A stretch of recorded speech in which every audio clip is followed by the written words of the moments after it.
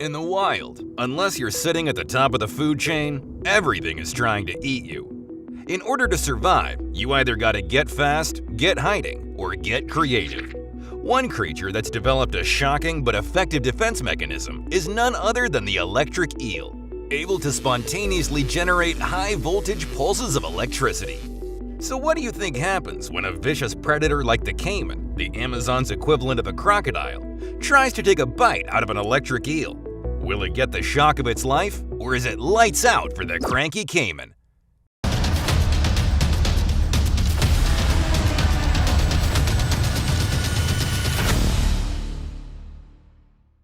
If you've ever put a 9-volt battery on your tongue, you'll know that electricity tastes terrible. There's also that unpleasant, painful jolt in your mouth, kind of like licking an electric fence. Now imagine ramping that battery up from 9 volts all the way to 860 volts. And you're starting to get an idea just how much biting an electric eel sucks. So how do electric eels deliver such a powerful shock? What can that much electricity do to a human being? And did the caiman make it out alive? You'll have to stick around to find out. Electrophorus electricus, otherwise known as the electric eel, is a curious fish. Despite having the word eel in its name and looking exactly like one, they're not eels at all. In fact, they're part of the Gymnotiformes family of knifefish and are more closely related to a catfish or carp than a traditional eel. Up until 2019, it was believed there was only one species of electric eel. That was before an expedition found and classified 2 more species, Electrophorus vari and Electrophorus volti. Growing up to 8 feet long and weighing as much as 44 pounds, you'll find electric eels throughout the northeast of South America, including the Amazon and Orinoco river basins. They love lurking through slow-moving freshwater creeks and swamps, using their secret superpower to stun and kill their diet of fish, shrimp, amphibians, and sometimes even small mammals. For centuries, the indigenous tribes of Venezuela called the electric eel arimna, or something that deprives you of motion. To catch these slimy, sparky treats, tribesmen used to drive herds of wild horses into the eel-infested ponds. The horses' hooves would churn up the mud and bring all the eels to the surface, where they would leap out of the water and attack. The tribesmen would wait until the swarm of rapidly discharging eels had run out of juice before jumping in and catching 1 or 2 for dinner. This technique was witnessed by Prussian explorer Alexander von Humboldt, who in 1800 became utterly fascinated by this mystical creature.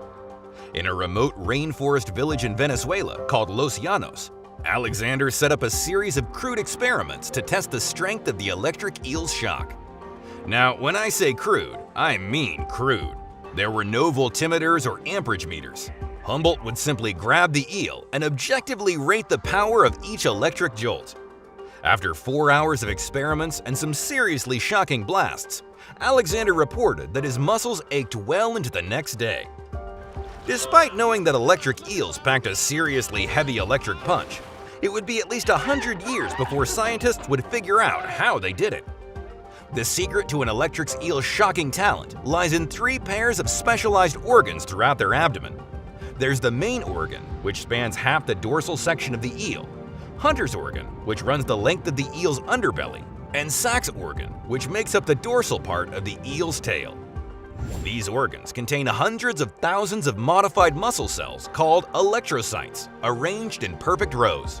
Similar to the cells of a battery, the organization and stacking of these electrocytes allows a current of charged ions to flow through them, building current as it charges up. Electric eels also use the electrocytes in their Sachs organ to emit a steady stream of weak electric pulses to create a field around themselves. This field is used for communication and active electrolocation, their way of seeing in their dark, murky environment. So, how do electric eels use these 2 voltage attacks to take down prey or defend themselves from predators? After sensing a disturbance in the water, electric eels emit 2 or 3 strong pulses, as much as 860 volts.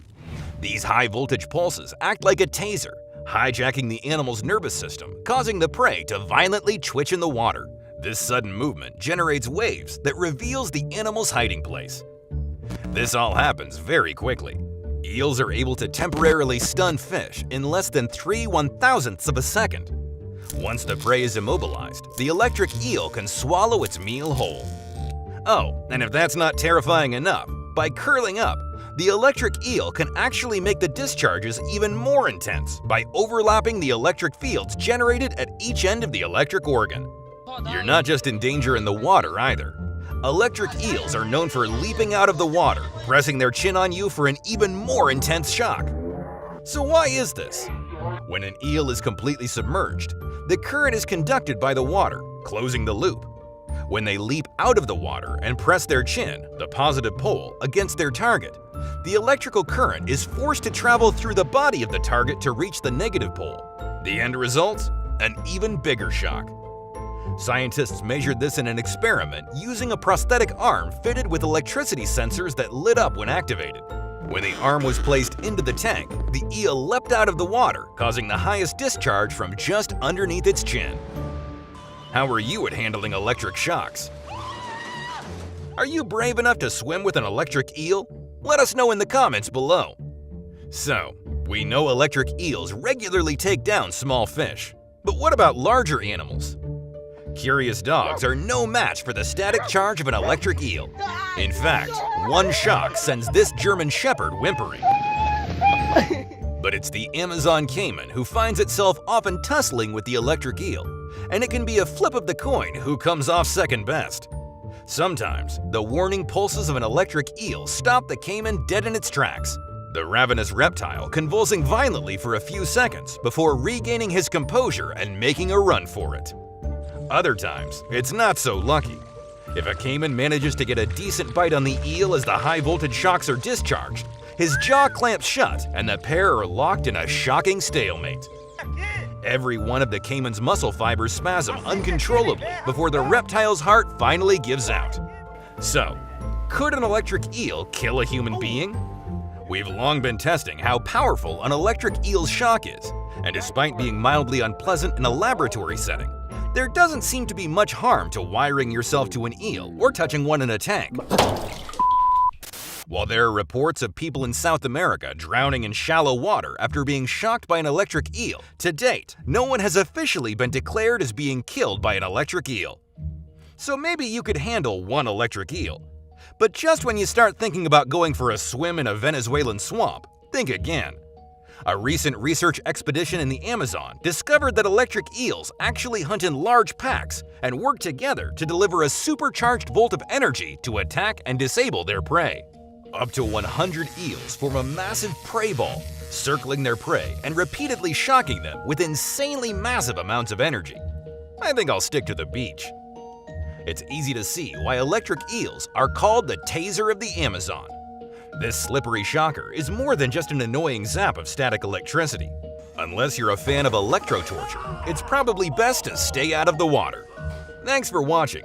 If you enjoyed this video, please make sure to drop a like. And if you're not already subscribed, go ahead and tap that big red button and notification bell. See you all next time.